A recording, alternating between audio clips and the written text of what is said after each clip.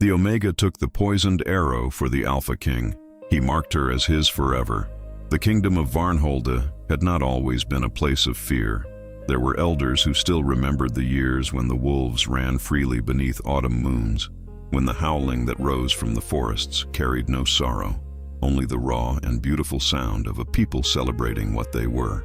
But those years had passed like smoke through an open window, and what remained was a kingdom held together by stone walls, rigid law, and the iron will of a single bloodline, the throne of the Alpha Kings.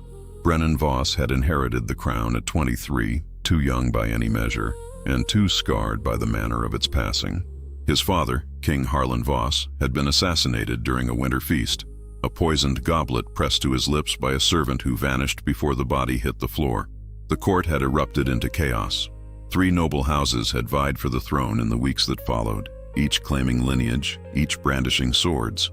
Brennan had ended the dispute not with diplomacy, but by shifting into his wolf form in the center of the great hall, a beast of black fur and golden eyes so enormous that the nobles had fallen to their knees in silence. He had been Alpha King ever since. Now, at 29, Brennan ruled with the kind of precision that others mistook for cruelty. His jaw was cut from granite, his shoulders broad enough to fill any doorway, and his dark hair fell across a brow that seemed perpetually furrowed, as though the weight of the crown had etched itself into his very skin. He was devastatingly handsome, and every Omega in the kingdom knew it. But he had taken no mate, entertained no courtship, and dismissed every delegation that arrived with perfumed letters and painted portraits of eligible partners. The court whispered that his wolf had gone cold, that the assassination of his father had severed something inside him, the part of an alpha that yearns, that bonds, that marks. Brennan did not correct them. Let them think him hollow. It was easier to rule a kingdom when no one tried to reach into your chest. Far from the polished halls of the capital, in the lower village of Thornmere, a young Omega woman named Sable knelt beside a stream and pressed wet herbs against a wound on a child's arm. The boy had fallen from a wall while chasing a cat, and his mother stood behind them, wringing her hands and muttering prayers to the old gods.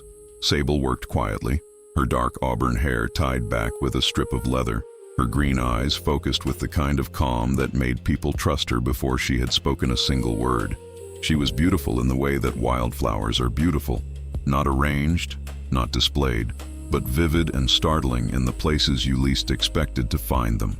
Her skin was fair but sun-touched, her lips full, her body curved with a softness that marked her unmistakably as Omega.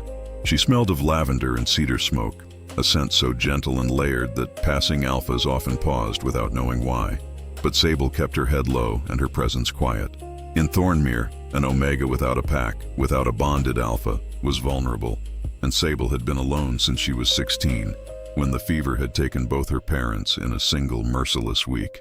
She had survived by learning the old medicines, tinctures and poultices, bark brews and bone-set splints, taught to her by a wandering healer named Mother Corwin, who had passed through Thornmere one autumn and stayed long enough to see the gift in the girl's hands. Sable could feel illness the way others felt heat. She could press her palm against a chest and know whether the sickness lived in the blood or the bone. It was not magic, or at least not the kind that anyone in the kingdom would name as such. It was instinct, sharpened by loss, refined by years of watching and listening. She finished wrapping the boy's arm and smiled at him softly. "Keep it dry for 3 days," she said, "and no more chasing cats on walls." The boy grinned, gap-toothed and fearless, and ran off before his mother could scold him. The woman pressed a small loaf of bread into Sable's hands, payment, as always, in what people could spare, and thanked her with wet eyes. Sable walked home alone, through the village paths that wound between stone cottages and leaning fences, back to the small house at the edge of the wood where the firelight was always hers and hers alone. She did not know that by the week's end, her entire world would collapse and rebuild itself in ways she could never have imagined. The trouble began, as it so often does in kingdoms, with a letter. Lord Cassius Morvin had served as the king's chief advisor for 6 years, a tall, gaunt man with silver-streaked hair and a smile that never quite reached his pale blue eyes. He had been appointed by the Council of Nobles after Brennan's coronation, ostensibly to guide the young king through the complexities of governance. In truth, Morvin had used his position to build a web of influence so vast and so deeply embedded in every branch of the kingdom's administration that removing him would have been like pulling a root system from beneath a castle. The whole structure might come down. Morvin was not a wolf. He was a beta, born of a noble line that had served the crown for generations, but he harbored a resentment that ran deeper than politics.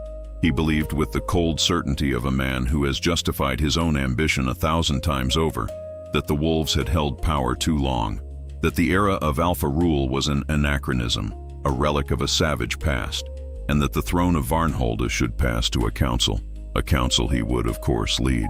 The letter that arrived that morning was from a contact in the southern province, a mercenary captain named Fane, who operated in the borderlands where law grew thin. Morvin read it in his private study, his thin lips curving into something that was not quite a smile. The wolfsbane had been secured, enough to coat 50 arrows, and the archer, a woman named Vielle, renowned for never missing her mark, had been paid half her fee, with the rest due upon confirmation of the kill. Morvin burned the letter and watched the ashes curl. It had to be done during the autumn hunt, he decided. The king rode out with minimal guard during the hunt, a tradition his father had maintained and that Brennan, despite his caution in all other matters, stubbornly upheld. It was the one time each year when the Alpha King was both exposed and expected to be in his wolf form. And wolfsbane worked differently on a shifted wolf.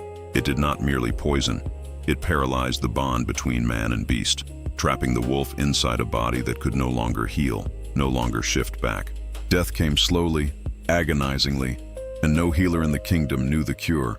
No healer except perhaps ones who had been taught by wanderers who remembered the old medicines. But Morvin did not know about Sable Wren. Not yet.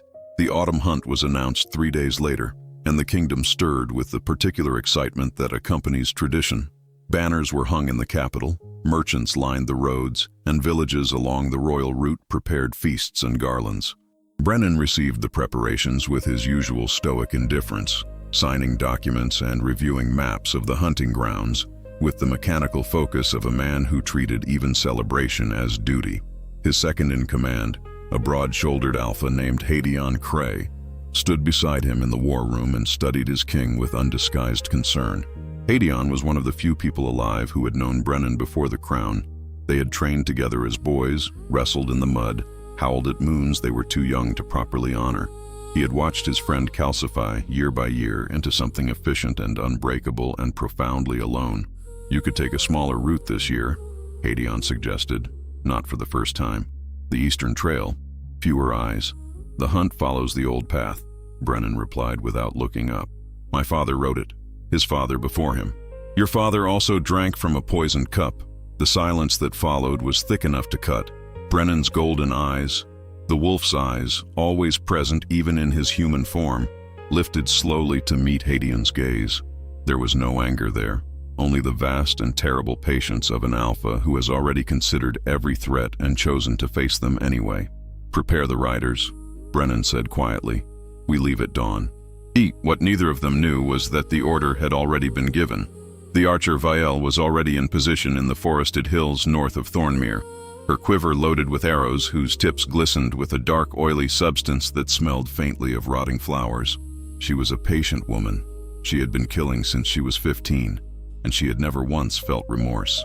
Sable heard the horns before she saw the procession. She was in the woods gathering yarrow when the deep, resonant blast of the royal horns echoed through the valley, and the ground beneath her feet trembled with the distant thunder of hooves. She straightened, her basket half full, and watched through the canopy of golden leaves as a column of riders appeared on the ridge above Thornmere. Armored men on dark horses, their cloaks bearing the silver wolf sigil of the Voss line.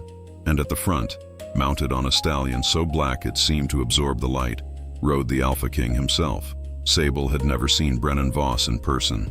She had heard the stories, of course. Everyone had. But stories were pale things compared to the reality of him.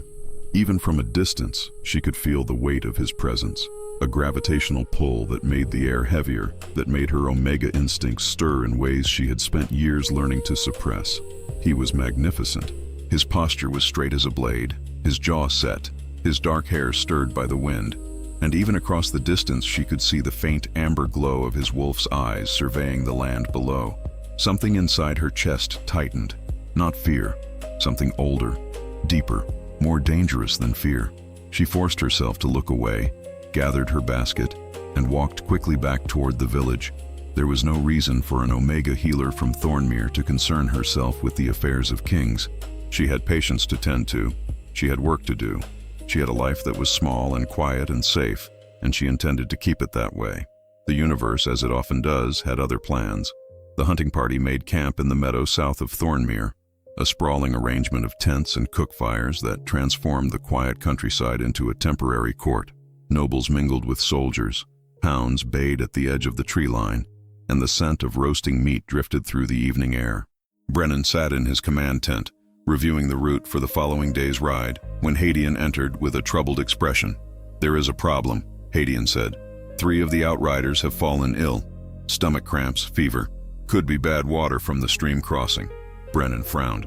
"Send for the camp physician. He's already tending to them, but he's asking for local herbs, things that don't grow near the capital. He says someone in the village might have what he needs." Brennan waved a hand. "Then send someone to the village." "I already did. They came back with a name. A woman. An Omega healer named Sable Wren." Something flickered behind Brennan's eyes. Not recognition, for he had never heard the name, but a strange involuntary pulse of attention, as though his wolf had lifted its head at the sound. He pushed the sensation aside. "Bring her then." Sable was preparing her evening meal when the knock came. Heavy, insistent, and accompanied by the unmistakable scent of alpha authority. She opened the door to find a soldier in royal armor, his expression caught between urgency and the particular awkwardness that large men feel when standing on the doorsteps of small women. "You are Sable Wren, the healer." "I am. The king's camp requires your assistance. Men are ill. Will you come?" It was not really a question, and they both knew it. Sable gathered her satchel, the one she kept packed and ready at all times, filled with dried herbs, tinctures, clean cloth, and the small bone-handled knife Mother Corwin had given her, and followed the soldier into the night. The camp was overwhelming. The sheer concentration of alpha wolves, their scents sharp and territorial, their energy crackling through the air like heat before a storm, made Sable's Omega instincts flare with every step. She kept her breathing steady, her gaze forward, her hands clasped around the strap of her satchel. She was no stranger to being the only Omega in a room full of predators.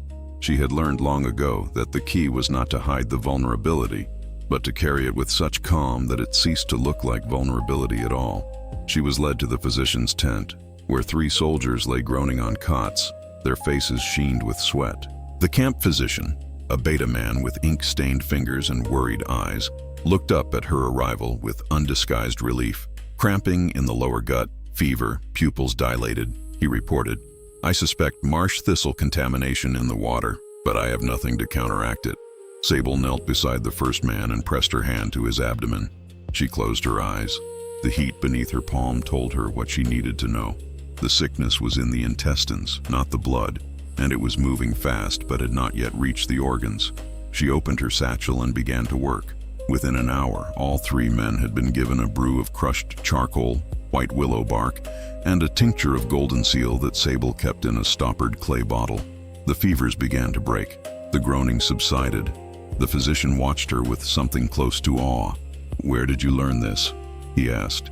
"From someone who believed that knowing how to heal was more important than knowing who to kneel to," Sable replied quietly, and the physician had the good sense not to press further. She was packing her satchel to leave when the tent flap opened, and the air changed completely. It was not a sound or a sight that announced him. It was a shift in the very atmosphere, a compression of energy so profound that every person in the tent went still. Sable looked up and the breath left her body. Brennan Voss stood in the entrance of the tent, and from less than 10 feet away, he was not merely handsome, he was devastating. His presence filled the space the way a bonfire fills a dark room, making everything else seem smaller, dimmer, less consequential. His golden eyes swept the tent, noted the recovering soldiers, noted the physician, and then landed on Sable, and stopped. For a single, crystalline moment, neither of them moved. Something passed between them, invisible, electric, ancient, a recognition that had nothing to do with memory and everything to do with instinct. Brennan's wolf surged forward behind his eyes, and for the first time in years, he felt the beast strain against his control. His nostrils flared.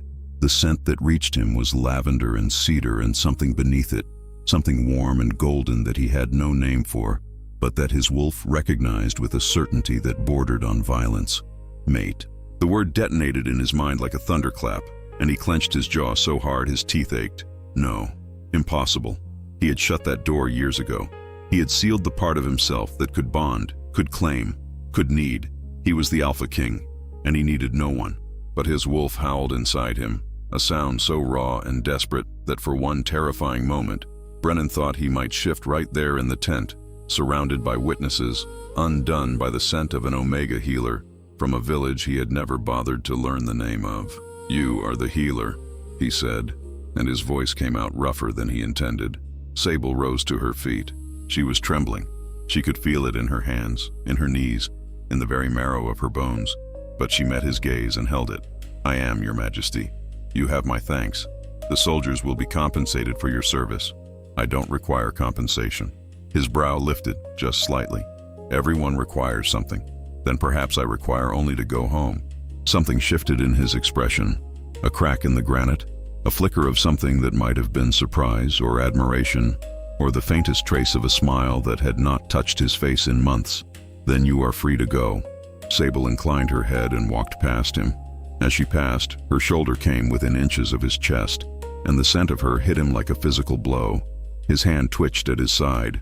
Every fiber of his being screamed at him to reach out, to touch her, to pull her close and bury his face in the curve of her neck where the scent was strongest. He did not move. He watched her go, her dark auburn hair catching the torchlight, her figure disappearing into the night like a ghost, and he stood there long after she was gone, breathing through his mouth, fighting a war inside himself that he was not entirely sure he could win. Hadion found him an hour later, standing alone at the edge of the camp, staring into the darkness. "Brennan." No response. "Brennan, what happened?" The Alpha King turned, and Hadion saw something in his friend's eyes that he had not seen in 6 years. Something wild, something hungry, something terrified. "Nothing," Brennan said. "Nothing happened." But they both knew that was a lie. The hunt began at dawn, and Brennan rode at the front, as tradition demanded. He had not slept. The scent of lavender and cedar clung to him like a second skin, conjured by memory alone, and his wolf paced restlessly inside him, whining and snarling in equal measure. He pushed it down. He had a duty. He had a role. He would not be undone by biology. The forest opened before them, ancient oaks and twisted pines forming a canopy so dense that the morning light filtered through in shafts of gold. The hounds were released, and the party spread through the trees in practiced formation. Brennan's stallion moved beneath him with calm power, and for a time the rhythm of the hunt settled him. The wind in the trees, the distant bay of hounds, the creak of leather and the muffled thunder of hooves on soft earth. These were the sounds of his childhood, of a time before crowns and conspiracies, and they quieted something in his restless mind. It was precisely what Morvin had counted on. The arrow came from the northwest, from a ridge of granite boulders half hidden by a curtain of ivy. Vielle had waited there since before dawn, her body motionless, her breathing controlled, her eye fixed on the narrow gap in the trees where the trail curved, and the king would be, for one brief moment, separated from his closest riders by the natural bend of the path. She drew. She released. The arrow sang through the air with a sound like a whispered prayer. What happened next was something that no one present could fully explain, even in the years that followed. Sable Wren had not intended to be in the forest that morning. She had been restless all night, a buzzing beneath her skin, an itch in her instincts that she could not name. And when dawn came, she had found herself walking not toward the village, but toward the hunting grounds, drawn by something invisible and irresistible. She told herself it was curiosity. She told herself it was the herb she needed from the deeper woods. She told herself a dozen rational lies, and none of them explained why her feet carried her unerringly to the exact stretch of forest where the king's trail curved between the ancient oaks. She saw him before the arrow came. She was standing behind a cluster of ferns, half hidden, watching him ride past with a mixture of awe and dread, and something she refused to name, when a sound reached her ears, a faint, high whistle cutting through the air. Her eyes tracked upward, and she saw it. The dark shaft of an arrow descending in a graceful, lethal arc, aimed directly at the center of the king's back. She did not think. There was no time for thought, no room for calculation. There was only the volcanic eruption of instinct, a force so powerful it obliterated every rational objection and launched her body forward with a speed she did not know she possessed. She burst from the ferns and threw herself between the king and the arrow. The impact was enormous. The arrowhead pierced her right shoulder, just below the collarbone, and the force of it spun her sideways and dropped her to the ground. Pain exploded through her body, but it was not ordinary pain. The wolfsbane on the arrow tip entered her bloodstream instantly, and what should have been a simple puncture became a burning, spreading agony that felt like liquid fire pouring through her veins. She screamed, a sound so raw and primal that every wolf in the hunting party shifted instantly, their bodies responding to the Omega's cry of pain with a fury that was as old as the species itself. Brennan was off his horse before the echo of her scream had faded. He did not remember dismounting. He did not remember crossing the distance. One moment he was in the saddle, and the next he was on his knees beside her, his hands cradling her body, his golden eyes blazing with a light that had nothing to do with the sun. "No," he breathed. "No, no, no." He recognized her instantly, the auburn hair, the green eyes, now wide with pain and fading focus, the scent, that impossible, maddening, perfect scent, now contaminated by something dark and chemical that made his wolf howl with rage. "The arrow," she whispered, her voice already thready. "It was meant for you. Don't speak, don't move." His hands were shaking. The Alpha King, whose hands had never trembled in battle, whose grip had crushed the weapons of men who dared challenge his throne, was shaking like a leaf. He looked up at the riders who had converged around them, their faces pale with shock. "Find the archer!" he roared, and the command carried such force that wolves scattered into the forest in every direction, snarling and ravenous. Hadian dropped beside him. One look at the arrow and his face went white. "Brennan, that's wolfsbane. I know what it is. On a human, on an Omega. It will reach her heart within the hour." Brennan looked down at Sable, who was fighting to stay conscious, her body already beginning to convulse as the poison worked its way deeper. Her green eyes found his, and in them he saw something that broke through every wall he had ever built, every defense he had ever constructed, every lie he had ever told himself about not needing anyone. She had taken the arrow for him. This woman, this Omega he had met for 5 minutes in a physician's tent, who had asked for nothing, who had wanted only to go home, had thrown her body in front of a poisoned arrow meant to kill the most powerful wolf in the kingdom. "Why?" he whispered, and his voice cracked on the word. Sable's lips moved, but no sound came out. Her eyes fluttered. Her body went limp in his arms. Brennan Voss, Alpha King of Varnhold, the man who had not shed a tear since the night his father died, felt something hot and unfamiliar slide down his cheek. He gathered her against his chest and stood. "Hadian, clear the path to camp. Every healer, every physician, every person who has ever touched a medicine. I want them in my tent. Now." Brennan, "Wolfsbane has no now." The ride back to camp was the longest journey of Brennan's life. He held Sable across his saddle, one arm locked around her waist, her head resting against his shoulder. The poison was spreading. He could see it in the dark veins that were beginning to spider across her skin from the wound, mapping the path of the toxin as it crept toward her heart. She was burning with fever and shivering with cold at the same time, and every few moments her body would seize and a small broken sound would escape her lips that tore through him like a blade. His wolf was frantic, not with the controlled aggression of a predator, but with the wild, desperate terror of a bonded wolf watching its mate die. And that was the truth he could no longer deny. Mate, she was his mate. The bond had been there from the moment their eyes met in the physician's tent, a thread of golden light stretched between them by fate or the old gods or whatever force governed the hearts of wolves. He had tried to ignore it. He had tried to bury it. And now she was dying in his arms, and the bond was tearing itself apart inside him. The camp erupted into chaos when they arrived. Healers scrambled, soldiers shouted, and Brennan carried Sable into his own tent. The king's tent, the one place in the camp that was sacred, untouchable, private, and laid her on his bed with a gentleness that made Hadian's throat tighten. The physicians gathered. They examined the wound. They exchanged grim looks. The camp physician who had met Sable the night before stood at the foot of the bed with tears in his eyes and shook his head. "The wolfsbane is in her blood, Your Majesty. I have never seen a case where there is no known antidote. The old texts say..." "The old texts say what?" The physician hesitated. "The old texts speak of a bonding, a marking. An alpha's mark, given freely and truly, can anchor a wolf's, or a wolf-bonded omega's, spirit to the physical world. It can slow the poison, give the body time to fight, but it requires a true mate bond, a real one, not a political arrangement or a forced claim. The alpha must what? Must mean it, with everything they are." The tent fell silent. Every eye turned to Brennan, who stood beside the bed, his face unreadable, his golden eyes fixed on the woman whose breathing was growing shallower with each passing moment. The dark veins had spread to her neck now, crawling like black vines across her pale skin, and her lips had taken on a bluish tint that spoke of organs beginning to fail. Hadian stepped forward. "Brennan," he said softly, "do you..." Everyone out. They left without argument.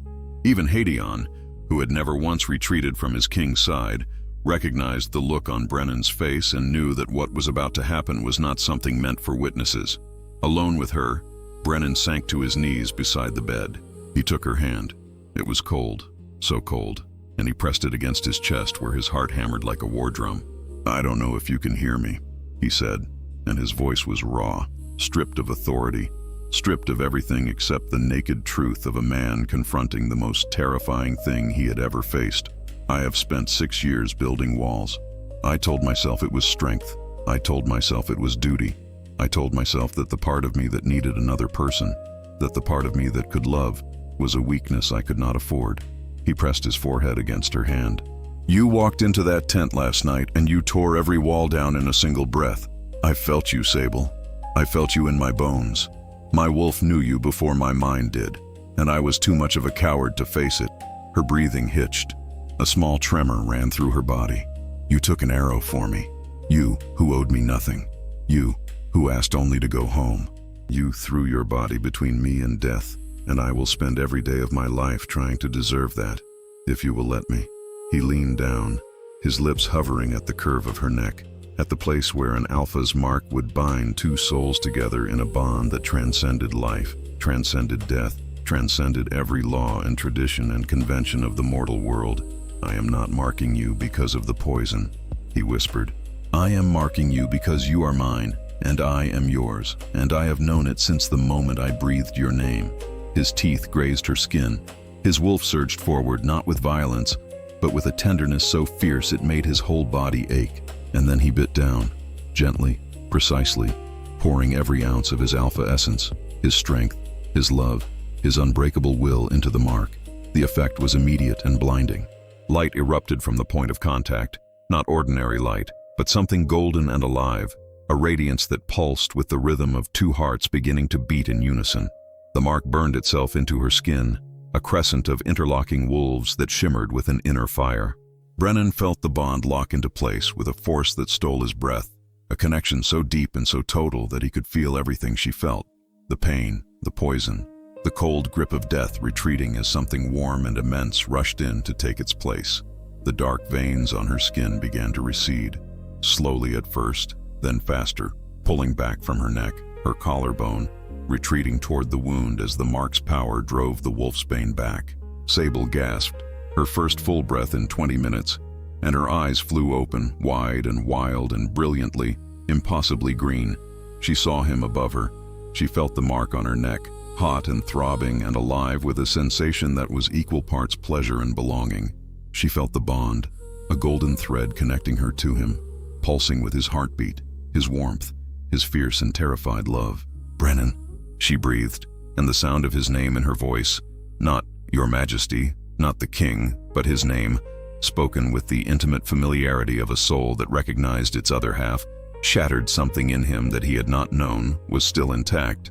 "I'm here," he said, and his voice broke. "I'm here. I'm not going anywhere." The poison did not vanish entirely. The mark had slowed it, driven it back, bought them time, but Sable could still feel it lurking in her blood, a dark undercurrent beneath the golden warmth of the bond. She told Brennan this with the clinical honesty of a healer who understood her own body and watched as his face cycled through relief, fury, and iron determination in the space of a single breath. "Then we find a cure," he said. "Whatever it takes. The cure exists," Sable said quietly. "Mother Corwin, the woman who taught me, she spoke of wolfsbane poisoning once. She said the antidote grows only in one place, the Veiled Hollows in the mountains north of the borderlands, a flower called moonveil. It blooms only during the full moon, and only in soil that has been touched by the blood of a white wolf. The Veiled Hollows are 3 days' ride from here. Then you have 3 days." He looked at her, this woman who had been a stranger 24 hours ago and was now the center of his entire existence, and he saw in her green eyes not fear, but faith. She believed he would make it. She believed in him with the quiet, unshakable certainty of someone who had spent her life believing in impossible things and watching them come true. "I will bring it back," he said. "I swear it on my blood." Brennan assembled a small riding party. Hadion, 3 of his fastest wolves, and a tracker named Petra Lowe, who knew the northern mountains better than any living soul. Before he left, he gave orders that Sable was to be guarded at all times, that the camp physician was to monitor her condition every hour, and that if anything changed, a runner wolf was to be dispatched immediately. He stood at the door of the tent, looking back at her. She was propped against the pillows, pale but alert, the mark on her neck glowing faintly in the dim light. "Don't die," he said, and the words carried the weight of a royal command. Sable smiled, a real smile, warm and slightly crooked, the kind of smile that transforms a face from beautiful to unforgettable. "Don't get lost," she replied. He almost smiled back, almost. Then he was gone, and the thunder of hooves shook the earth. What Brennan did not know, what none of them knew, was that Lord Morvin had already been informed of the assassination's failure. His spy in the camp, a kitchen servant named Griggs, who had been in Morvin's employ for 3 years, had sent word within the hour.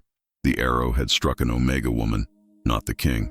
The king lived, and worse, far worse, the king had marked the woman, bonded her, made her, in the eyes of wolf law, the Alpha Queen. Morvin received this news in his study at the capital and, for the first time in his carefully controlled life, threw a glass against the wall. The sound of shattering crystal was deeply unsatisfying. He had planned for many contingencies. He had planned for a failed shot, for a wounded but surviving king, even for the possibility of a decoy rider. He had not planned for an Omega healer to materialize from the forest like a phantom and sacrifice herself for a man she barely knew. It was the kind of thing that happened in old songs and children's stories, not in the real and ruthless world that Morvin inhabited. But the situation, while complicated, was not unsalvageable. If anything, it had given him new leverage. The king had left the camp. The Omega was vulnerable, and wolfsbane poisoning, even slowed by a mate bond, was still ultimately fatal without the cure. If the woman died before the king returned, the bond severance would cripple him, perhaps permanently. An alpha who lost a newly marked mate often lost his wolf entirely, descending into a grief so profound that it consumed both man and beast. Morvin would not need an arrow. He would simply need to ensure that the cure never arrived. He summoned Griggs with new instructions, and he sent a raven to the mercenary Captain Fane, whose riders knew the northern mountain passes better than any royal tracker. 3 days. That was all Morvin needed.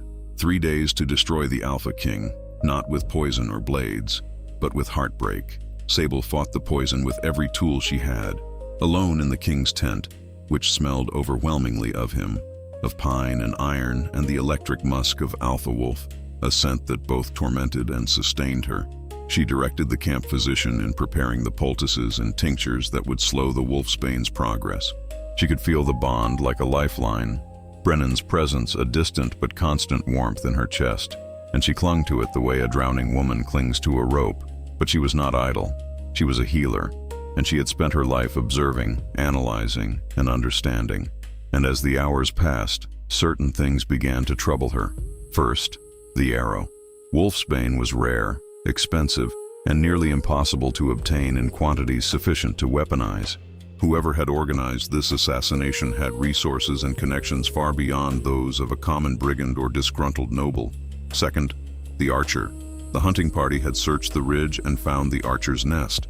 a carefully prepared position with sight lines that could only have been chosen by someone with advanced knowledge of the king's exact route, the route that had been approved and distributed by the king's advisory council, by Lord Morvin's office.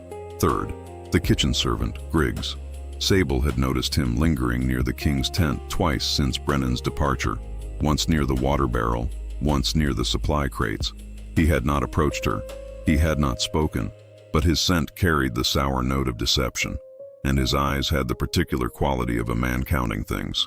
Sable was an Omega, not a warrior. She had no claws, no fangs, no supernatural strength, but she had something that, in its own way, was just as dangerous. She had the quiet, patient intelligence of a woman who had survived alone in a world that had given her every reason not to, and she had learned very early that the most lethal weapon in any conflict is not the sword, it is knowledge. On the second night, she asked the physician to bring her the arrow that had been removed from her shoulder. He did so reluctantly, handling the shaft with gloved hands and laying it on a cloth beside her bed. Sable examined it carefully, the fletching, the shaft, the arrowhead, and there, on the base of the arrowhead, stamped into the metal so small that it was nearly invisible, she found a maker's mark, a serpent coiled around a hammer. She recognized it. Mother Corwin had shown her that mark once years ago, on a blade carried by a mercenary who had come through Thornmere, seeking medicine for a wound that would not heal. "That is the mark of Fane's company," Corwin had said. "Sell swords from the southern border. If you see that mark, girl, run the other way. Fane, the southern border, and someone with access to the king's route."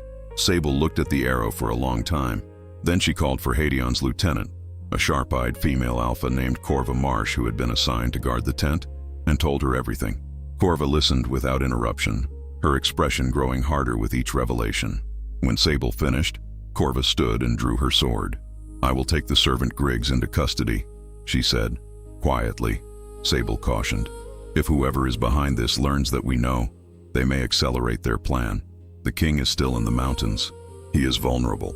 Corva looked at the Omega with an expression of reluctant admiration. "You think like a general. I think like someone who has something to lose." Griggs broke within an hour.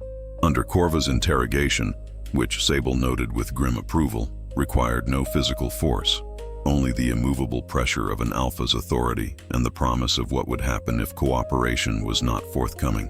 The servant spilled everything: Lord Morvin, the wolfsbane, the archer Vale, and the riders that Morvin had dispatched to the northern passes to intercept the king's party and ensure the Moonvale flower was never brought back. Sable felt the blood drain from her face. Brennan was riding into a trap. She could have panicked. Any other person, poisoned and weakened and far from home, might have collapsed under the weight of that realization. But Sable Wren had been carrying impossible weights since she was 16 years old, and she had long since learned that panic was a luxury she could not afford. "Send runners," she said to Corva. "Your fastest wolves. They need to reach Brennan before Morvin's riders do. The northern passes are treacherous. Our runners may not. Then send all of them. Send every wolf who can be spared. If even one reaches him in time, it will be enough." Corva hesitated. "And Lord Morvin?"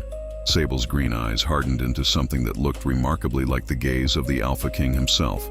Not aggressive, not violent, but absolutely, irrevocably certain. "Lord Morvin will answer for what he has done, but not to us, to the king, when the king returns. And if the king does not return..." Sable placed her hand over the mark on her neck. Through the bond she could feel Brennan, distant, determined, alive. The golden thread between them pulsed with his heartbeat, steady and strong, and she held onto it with everything she had. "He will return," she said. "I know it." In the mountains, Brennan was fighting for his life. The veiled hollows were exactly as treacherous as their name suggested. A labyrinth of narrow canyons and mist-shrouded valleys where the rock was slick with perpetual moisture and the paths were barely wide enough for a single horse. The party had been forced to dismount and lead their horses on foot, and the cold was savage, cutting through their cloaks like it had personal grievances. They found the Moonvale flowers on the morning of the second day, pale, luminous blooms growing in a hollow of black soil at the base of a waterfall, their petals shimmering with an otherworldly silver light. Brennan dismounted and gathered them himself, his hands steady despite the cold, his jaw set with the particular determination of a man who has made a promise to someone he loves and will die before he breaks it. It was on the return journey that Fane's riders found them. There were 12 of them, hardened mercenaries on mountain-bred horses, armed with crossbows and the casual brutality of men who killed for money. They emerged from the mist like ghosts, blocking the narrow pass that was the only route back to the lowlands. Their leader, a scarred woman with a shaved head and dead eyes, raised her hand. "The flowers, Your Majesty. Hand them over and ride home. No one needs to die today." Brennan looked at her. He looked at the 12 riders behind her, and then he did something that none of them expected. He shifted. The transformation was not the gradual, painful process that lesser wolves endured. It was instantaneous and total.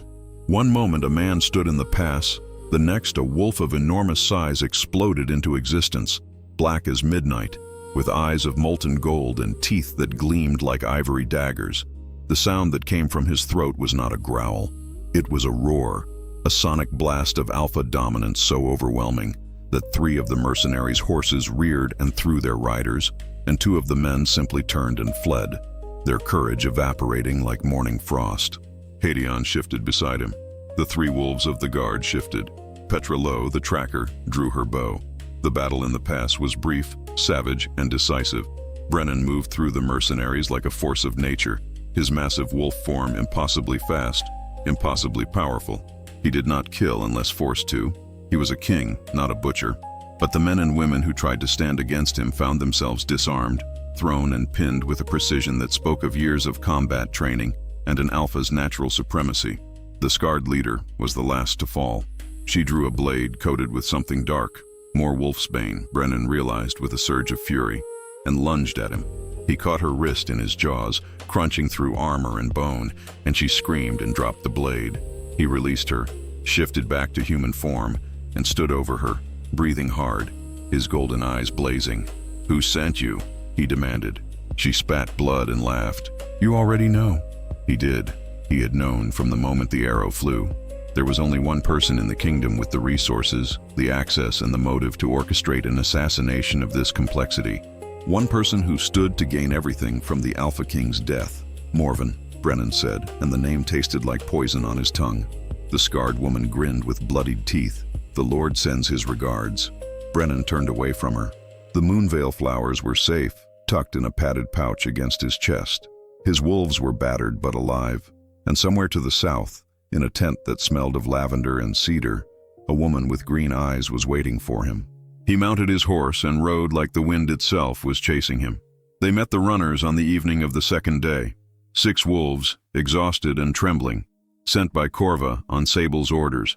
Their report confirmed everything: Morvin's plot, Griggs's confession, the full scope of the conspiracy.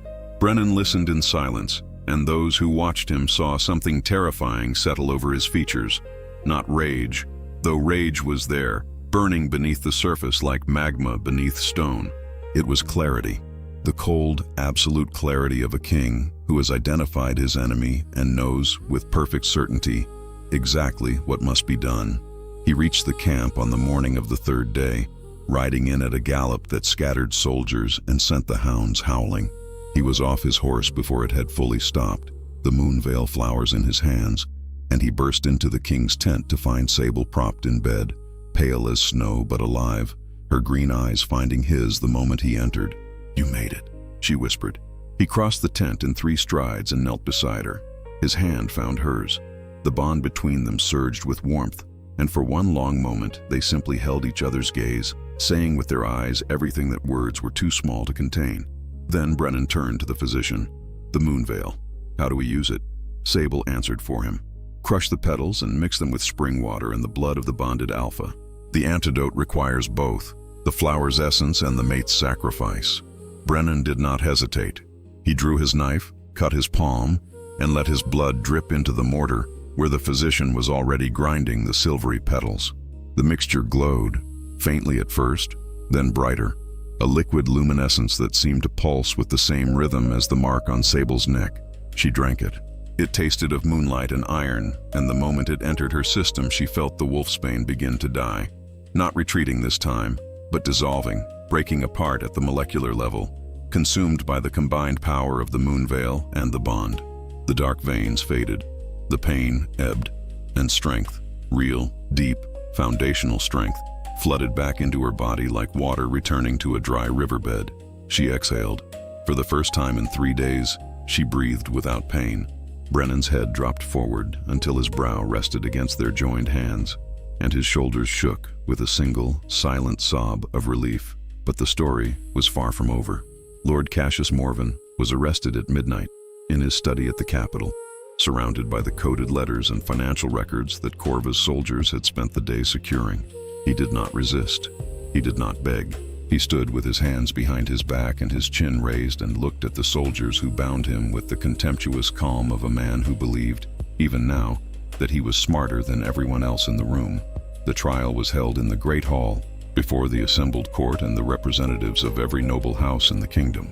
Brennan sat on the throne in his battle-worn riding clothes, unwashed and exhausted, and more kingly than he had ever been, because for the first time in his reign, he was not ruling from behind walls. He was ruling from the center of his own heart, and beside him, not behind him, not below him, but beside him, in a chair that had been placed at the same height as the throne, sat Sable Wren, the Omega healer from Thornmere, bearing the mark of the Alpha King on her neck, and wearing a simple green dress that matched her eyes and made every noble in the room understand, with sudden and profound clarity, that beauty has nothing to do with silks and everything to do with the soul that wears them. Morvin's defense was meticulous, prepared, and ultimately irrelevant. Griggs testified. The mercenary Captain Fane, captured by royal soldiers at the border, testified. The coded letters were decoded and read aloud, and the arrowhead, with its serpent and hammer maker's mark, was presented as the final damning piece of evidence. Morvin listened to it all with his pale blue eyes fixed on a point above the crowd, and when it was over, he was asked if he had anything to say in his defense. He looked at Brennan. He looked at Sable, and something shifted in his expression.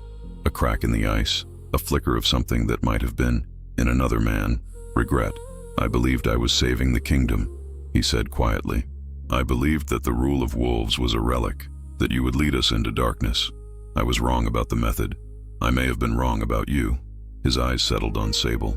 "I was certainly wrong about her." Brennan studied his former advisor for a long moment. There was no hatred in his gaze. Hatred was too simple, too small for what he felt. There was only the heavy, sorrowful weight of a king who has been betrayed by someone he trusted, and who must now decide the fate of that betrayal. "You will spend the rest of your life in the Northern Tower," Brennan said. "You will be given food, shelter, and books. You will see no visitors. You will hold no correspondence. And you will live with the knowledge that the kingdom you tried to break is stronger than it was before you tried." Morvin closed his eyes. When he opened them, something in them had gone quiet. He inclined his head, the only gesture of respect he had shown in the entire proceedings, and allowed the guards to lead him away. The court erupted into noise, arguments, exclamations, the particular chaos that follows a trial of this magnitude. But Brennan heard none of it. He turned to Sable, and in the midst of the pandemonium, in front of every noble and every soldier and every servant in the kingdom, he took her hand and brought it to his lips. "There is a question I have not yet asked you," he said, and his voice was low enough that only she could hear it. "And I am terrified of asking it, because I have never been more afraid of anything in my life." Sable looked at him, this powerful, broken, beautiful man who had built walls around his heart to survive and had let her tear them all down, and she smiled. That crooked, transformative smile that had undone him in the tent 3 days ago and would continue to undo him for the rest of his life. "Ask," she said. "Will you stay? Not because of the bond, not because of the mark, not because of duty or politics or tradition. Will you stay because you choose to? Because you want to? Because—" He swallowed. "Because this terrified, stubborn, impossibly lucky wolf loves you and cannot imagine a single day of his remaining life without you in it." Sable reached up and touched his face. Her fingers traced the line of his jaw, the curve of his cheekbone, the shadows beneath his golden eyes. She felt the bond between them, not as a chain, but as a bridge, a pathway, an open door between two souls that had been searching for each other long before they knew what they were looking for. "I took an arrow for you before I even knew your name," she said softly. "Do you really think I would leave now that I do?" He kissed her. In front of the court, in front of the kingdom, in front of every law and convention that said an Alpha King does not show vulnerability, does not yield, does not bend. He kissed her with a tenderness that made hardened soldiers look away. and noble ladies reach for handkerchiefs, and when he pulled back, his eyes were bright, and his smile, his real smile, the one that Hadion had not seen in 6 years, was the most beautiful thing anyone in that room had ever witnessed. The kingdom of Varnholda changed after that, not overnight and not without difficulty, but with the steady, inexorable momentum of a river finding its true course. An Omega sat beside the Alpha King, and her presence transformed not just the throne, but the very nature of how power was understood. She established healing houses in every village, trained apprentices in the old medicines, and created a council of Omegas whose voices carried equal weight to those of the Alpha Lords. She was fierce without being cruel, gentle without being weak, and she loved her king with a devotion that was matched only by the devotion he showed to her. Brennan ruled for many decades after the Autumn Hunt, and historians would later write that the true beginning of his reign was not his coronation, but the day an Omega healer from Thornmere stepped in front of a poisoned arrow and changed the course of a kingdom. He never again spoke of his father's assassination without also speaking of Sable's sacrifice, and he never once allowed the memory of what they had survived to fade into the comfortable blur of legend. Every autumn, on the anniversary of the hunt, the king and queen rode together through the forest where it had happened. And every autumn, when the leaves turned gold and the air grew sharp with the promise of winter, Brennan would stop his horse at the place where she had fallen, dismount, and press his lips to the mark on her neck, the crescent of interlocking wolves that had saved her life and bound them together. "Mine," he would whisper, and it was not a claim of possession. It was a prayer of gratitude, and Sable would turn in his arms, her green eyes shining, and whisper back the only word that had ever mattered: "Yours." The wolves howled in the forests of Varnholda, and this time the sound carried no sorrow, only the wild and beautiful and eternal declaration of a love that had been tested by poison and betrayal, and the vast terrifying distance between two hearts that had not yet learned to trust and had emerged on the other side, unbreakable. The story of the Omega who took the poisoned arrow for the Alpha King was told and retold for generations, in every village, in every hall, by every fire in the kingdom, and it always ended the same way, not with a battle, not with a crown, not with a grand declaration of power, but with the simplest and most revolutionary truth that any world, real or imagined, has ever known, that the strongest thing a heart can do is not to conquer, it is to choose. And Sable Wren had chosen, and Brennan Voss had chosen, and in choosing each other, they had chosen a future that no arrow, no poison, no conspiracy, and no amount of fear could ever take away. The mark on her neck glowed softly in the moonlight. The wolf beside her breathed in the scent of lavender and cedar, and the kingdom slept in peace, guarded by a love story that had become, in every way that mattered, a legend. The end.